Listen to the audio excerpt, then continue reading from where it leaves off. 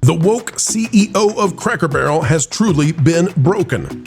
Everything has gone awry, and now they're pulling down the signs. That's right, folks. The restaurants that were changed over, now getting a do-over again, going back to the original form. And guess what? Cracker Barrel is releasing videos celebrating what they once said was irrelevant. Today, we'll bring you the brand new news. Cracker Barrel feeling the blues and ready to fix things with mainstream America again.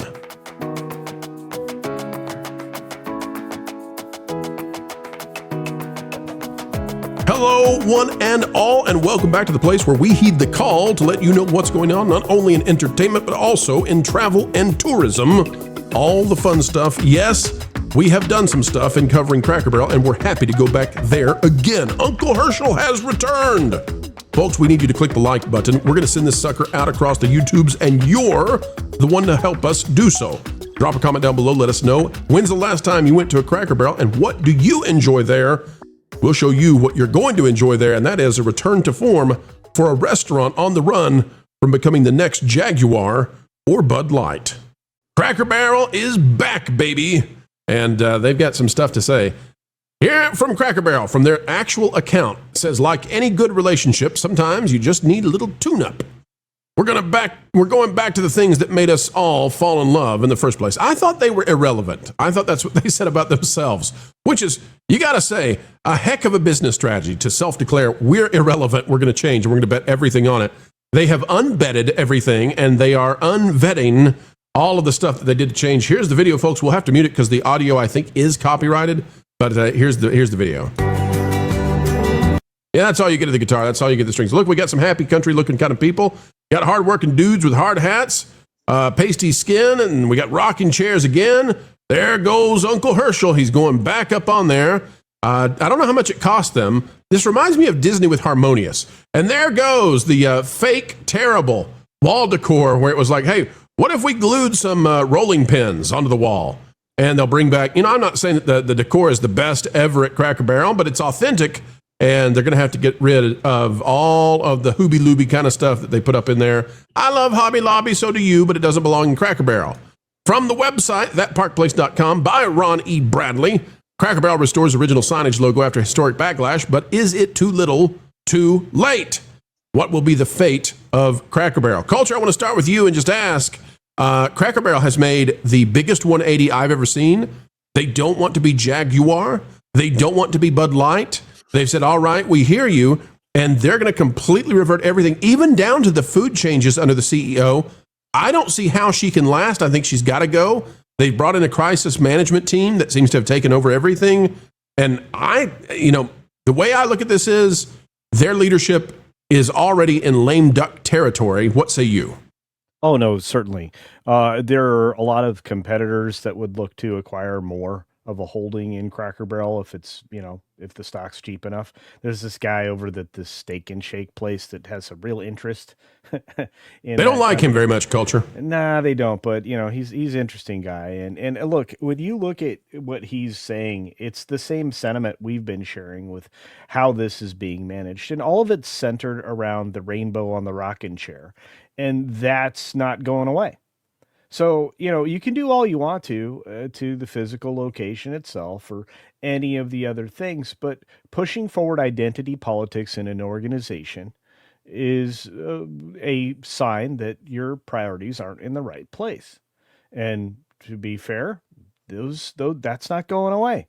So even though Julie Taco or Taco Julie is a discount CEO at only $6 million, running a pretty decently sized chain restaurant, you're still not getting it. You have to figure out a way to say, hey, we are not going to center any ideology that would put us at odds with any customer. And that's probably the simplest way to say it. So, what do you get at Cracker Barrel, Culture? What are you? Are you an apple butter kind of guy?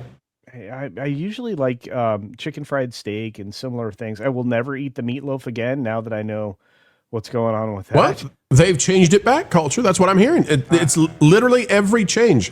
They're making the biscuits fresh again. I'm not telling you to go to Cracker Barrel. I'm just telling you that everything that she came in and did is being undone, just like Mexican pizza at Taco Bell came back after she left as the CEO. Cracker Barrel is getting back to its roots, apparently. Now, I don't know how long it's going to take for people to come back to Cracker Barrel. Yes, but you say this, and I just gave you the example of not, rooting out a problem within their organization.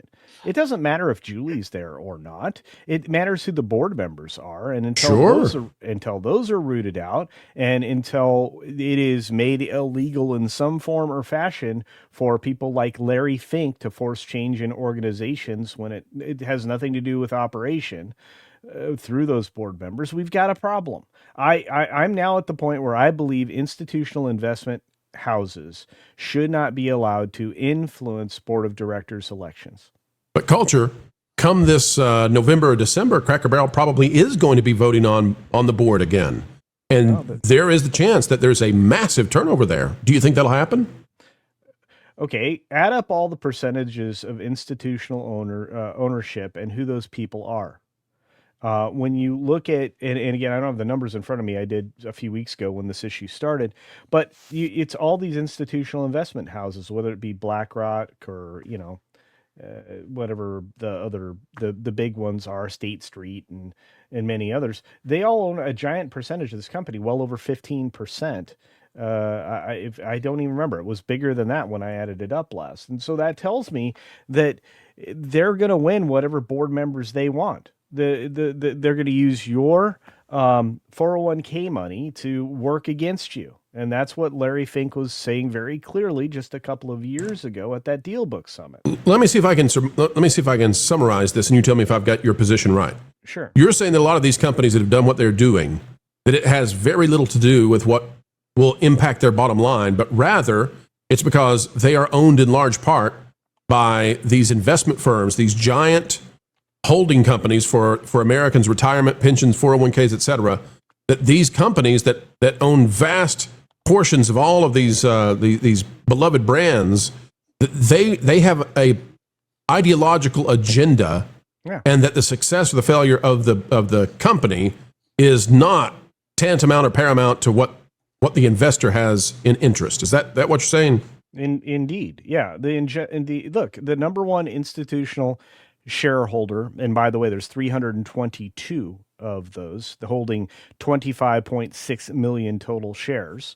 The number one is BlackRock. Number two is GMT Capital Corp. Number three is Vanguard. Number four is the Alliance Bernstein LP, the Ernst Partners, the Big Laurie Group. See, and this is the only guy that can do much. Big Laurie, he's an institutional shareholder. He holds 896,000 shares as of the last report. So when I look at this, and I look at this from the big picture side, I back way up. I look at the top 10 institutional holders, and again, there's 322 of them. We've got that you're not going to beat out BlackRock, GMT, Vanguard, Alliance, and Ernst. You're not going to beat them out. Big Laurie's the only guy in there that would be swinging for sanity.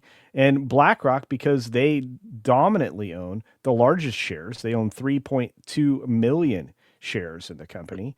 They are going after bad ideas, and that's all. I mean, it's the Larry Fink method. I'm sorry, we have to overcome or redraw some laws in financial situations, especially for institutional investment, that, once you own X percentage of a company, you can no longer vote for board seats.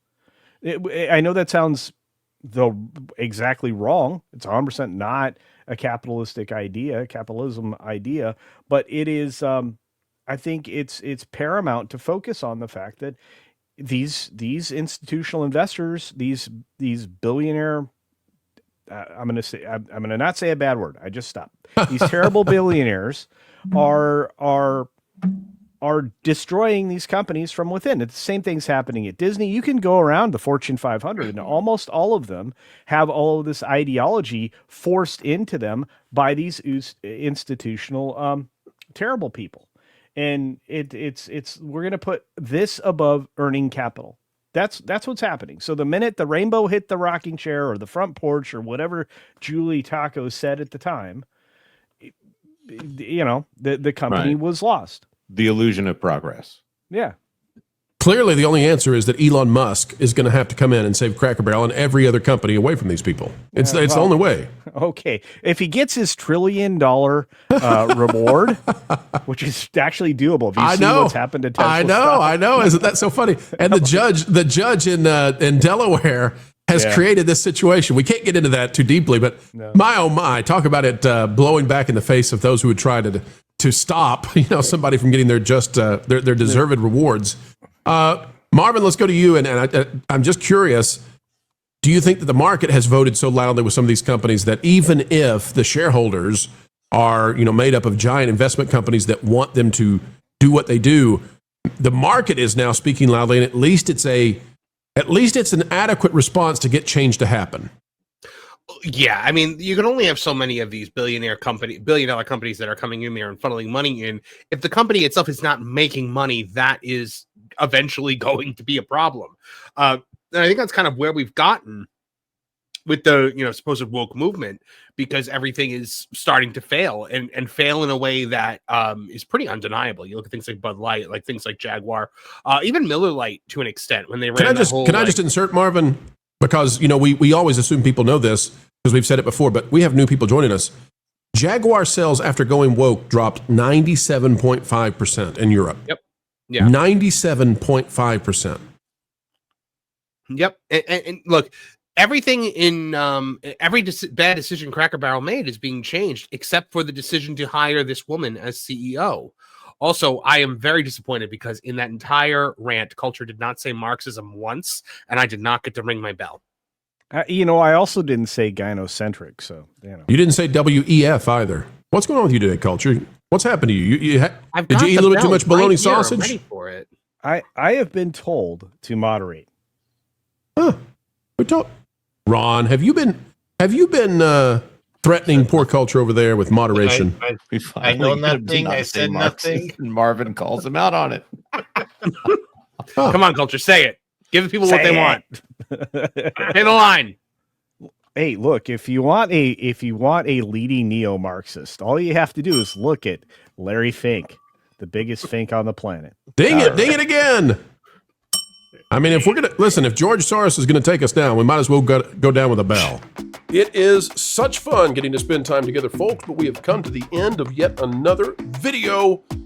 Well, that makes the mainstream scratch their heads, pull their hair out, and wonder, how is it we continue to do what we do? But you know what we do this for? It's for you. To keep bringing all the knowledge of entertainment, explaining what's going on in Hollyweird each and every day. And you can help us continue on that way by clicking the like button, share, subscribe, click it, stick it to those algorithms. It's the notification bell. Share this out on your favorite social media platforms, and we would love to have you drop a comment right on down below. Share your thoughts because, well, your thoughts truly do matter, and we mean it. As we get ready to say goodbye, we end with the common refrain. Folks, wherever you are and whatever you're doing, keep learning, keep growing, and keep having fun. Jump into the water! Why listen to music made by people and companies who really don't like you? Check out Vacation Radio today and prepare for all new content made by the people behind the WDW Pro Channel. It's the place you need for all the music. That should be fun.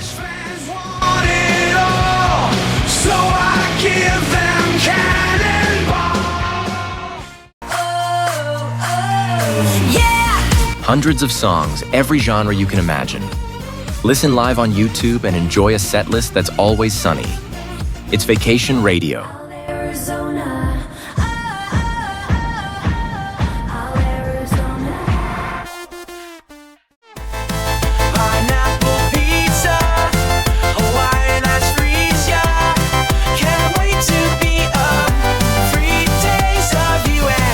What are you waiting for? Every WDW Pro video has a link to Vacation Radio in the video description. Try it out and subscribe today.